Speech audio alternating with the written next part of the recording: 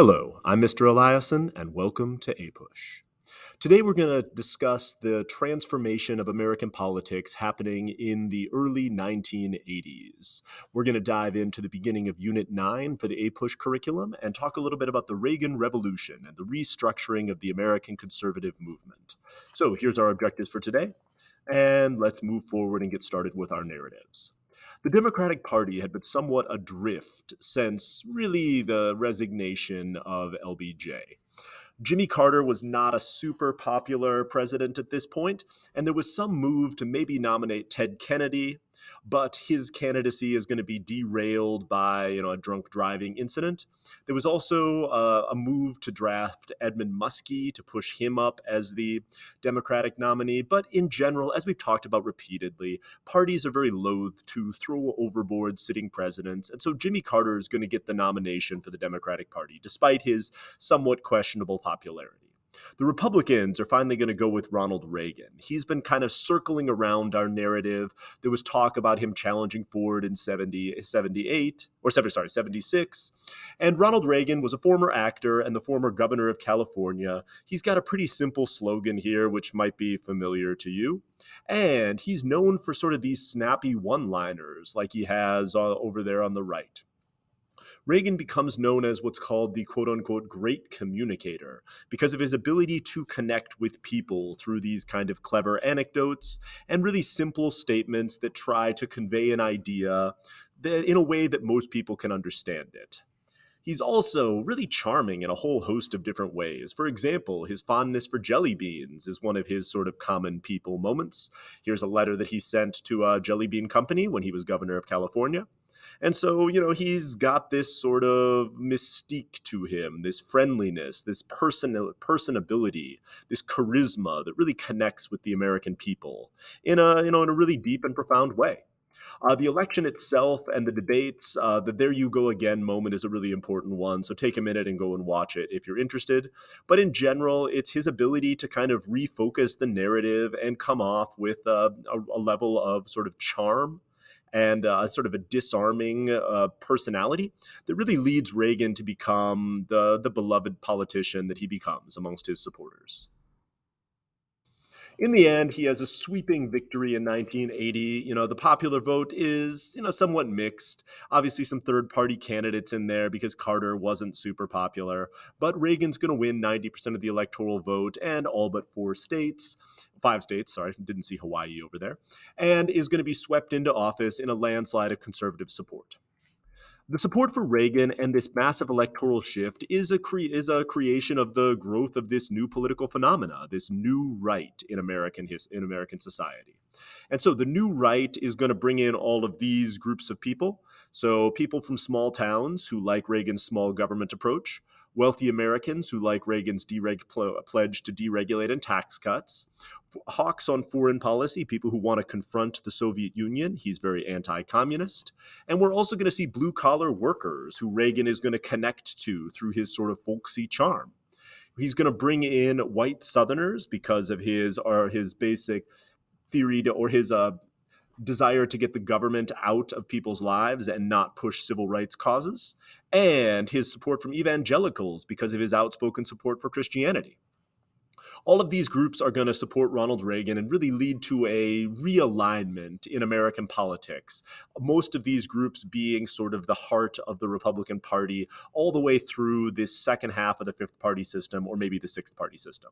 Reagan is also going to focus on getting conservative judges on the bench and appointing conservatives to federal judgeships and the Supreme Court, most famously nominating the first ever woman to be a Supreme Court justice here, Sandra Day O'Connor. Hostage crisis is almost immediately resolved after Reagan takes office. Although this was not necessarily Reagan's doing, most of this had been negotiated under Jimmy Carter, and the Iranians, did this mostly to humiliate Carter and the United States in general. This really gives a perception of Reagan's strength as he comes into office. The idea that Reagan is sworn into office and the hostages are released almost simultaneously, giving the sense that there's a revitalization of American foreign policy and really a new direction with Ronald Reagan in charge. He's really going to use these sort of snappy one-liners to communicate and to build this conservative movement. You can see, again, lines like this, really connecting with the American people and conveying sort of these simple ideas that become the kind of the bedrock of modern American conservatism. Here's Reagan, one of Reagan's famous jokes. He was very well known for sort of peppering jokes into his political remarks. And so we'll take a moment, read it. The self-depreciating nature of Reagan's humor, again, really helped to build this mystique around him and build a connection between him and the American people in a way that we really hadn't seen before. We're also going to see a rise of religious fundamentalism, which helped contribute to the rise of Reagan. Specifically, the Moral Majority, which is a conservative political religious group built by Jerry Falwell, who are pushing a variety of different religious causes: opposition to abortion, increased policies like school prayer, things like that, trying to push what eventually become the culture war issues. And so we're going to see this rise of evangelical conservative Christianity. And this group is going to be voting on, these sort of cultural religious issues that become central to American politics in the 1980s and really into, honestly, to today for a lot of people. These are still central issues. So here's a description about evangelicals and what evangelicals are. So take a moment, pause, and read. And this union between political conservatives and religious conservatives becomes known as the Polar Alliance. And these two groups are going to make up the heart of the Republican Party. Reagan is going to push for prayer in schools and, more emphasis on the Christian history of the United States, whereas his opponents argue, of course, that this would violate the Establishment Clause. And so we get this continued push and pull with the difference and what the Establishment Clause versus the Free Exercise Clause in the First Amendment actually means. Is prayer in schools, is that the government establishing and preferencing a specific religion, or is that simply allowing people to practice their First Amendment rights? Is this allowing people to freely exercise their religious principles? These debates are going to continue up until today when we're still arguing about these things. So we can see the origin of a lot of the modern culture war issues coming out of the rise of the new right in American politics. Here's Reagan's, here's our speech to CPAC. So take a moment, read, and we'll move forward. Economically, Reagan's going to transform American society in a whole host of other ways through what are called Reaganomics. So Reagan is going to try to hold down government spending, cut taxes, cut regulations, and cut down the money supply. Reagan and his Fed chair, Paul Volcker, are going to use contractionary monetary policy to try to bring inflation down. And so intentionally, Reagan, at the very beginning of his term, is going to create a recession by tightening monetary policy in order to get inflation under control. It was understood, and we talked about in previous lectures, how the stagflation problem, high unemployment and high inflation, was a difficult challenge to solve. Reagan decided to tackle inflation first, and then once inflation got under control, a combination of tax cuts and deregulation is going to lead to an economic expansion and cut down the problem of unemployment. And so that's the Reagan solution to this problem, and we'll talk about the positives and negatives to it as we move forward. Here's Reagan's take on his economic policy, on Reaganomics. So pause, read. Let's move forward. In general, the positives of this are pretty straightforward. We do see economic growth during this time period, but we also see the weakening of the unionization movement and the further erosion of unions in America. For example, Reagan is going to break an air traffic controllers strike, limiting the power of the air traffic controllers union and sending a basic message that the federal government support for unions is going to wane. And so he's going to, again, fire air traffic controllers until the strike is broken, and therefore, allow sort of free market negotiations to determine the salaries for air traffic controllers. We're also going to deregulate the media and get rid of the fairness doctrine, which means that television stations have to provide equal time for both sides of a political debate. This is going to lead to increasing polarization of media and the news. And for critics of Reagan, the deregulation means that there's going to be more sort of risky banking practices. We're going to roll back environmental regulations, and we're going to sort of weaken a lot of the protections that had been built in the aftermath of World War II. For Reagan's supporters, this leads to economic growth and prosperity. And for his opponents, this creates a situation in which the free market can sometimes cause potential problems. So that's the effects of Reaganomics. For foreign policy, Reagan and to some extent Margaret Thatcher, the conservative prime minister of Great Britain, are going to take a stronger, more aggressive stance against communism. We're going to pull away from détente and take a more aggressive, confrontational approach to the Soviet Union. We get sort of the Falklands War with Great Britain between Great Britain and Argentina, demonstrating that these sort of Western governments will sort of push back against leftist regimes. Reagan gives his famous evil empire speech, targeting the Soviet Union for its atheism and its oppressive autocratic practices. So take a moment, pause, read.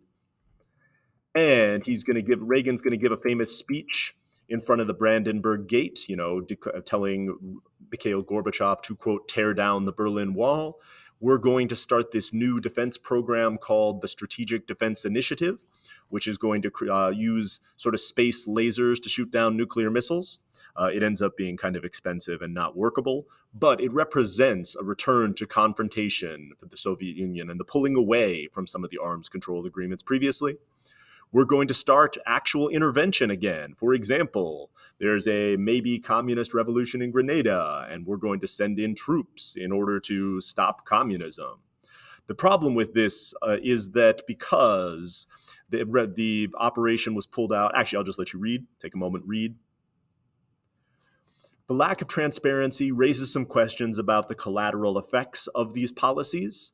And we also see the rise in global terrorism during this time. For example, our intervention and support for various groups in the Lebanese civil war leads to the bombing of an American embassy there and the killing of some American workers over abroad. And we're going to see, again, to some degree, a less stable world because the United States is going to continue to get involved in these places. Although at the same time, it's likely that a lot of this instability would have happened anyway. And so trying to put it exactly on the Reagan administration that this stuff was happening is probably not totally true either. So again, multiple causes for all of these various things. In general, despite all of these things, despite the recession, despite some of these foreign policy issues, Reagan's popularity rating is going to continue to rise throughout his first term. He's going to become known as the Teflon president because, in general, his likability is able to deflect criticism for any of these various policies. And generally, most Americans are going to have a pretty solid opinion of Reagan. And so moving into the election of '84, Reagan is probably unbeatable. Walter Mondale of Minnesota is the Democratic nominee. He's going to, in a groundbreaking move, choose Geraldine Ferraro as his running mate, so the first woman to be the vice president on a national ticket. One of the concerns about Ronald Reagan was that he was the oldest president to be elected at this point, and so his age and vitality was an issue. If you haven't watched the Reagan making jokes about his age in a debate with Mondale, you should definitely watch it. It turns out if you can make your opponent laugh at your jokes, you have a pretty good response here. And '84 is going to be one of the landslide elections that stands out, along with 72 and 36 as other elections in which one president mostly swept the electoral vote.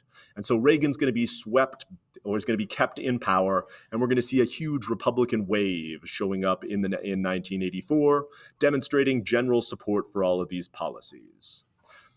So we'll leave you there for now. We'll talk about Reagan's second term and the beginning of his successor next time. But for now, thank you for listening.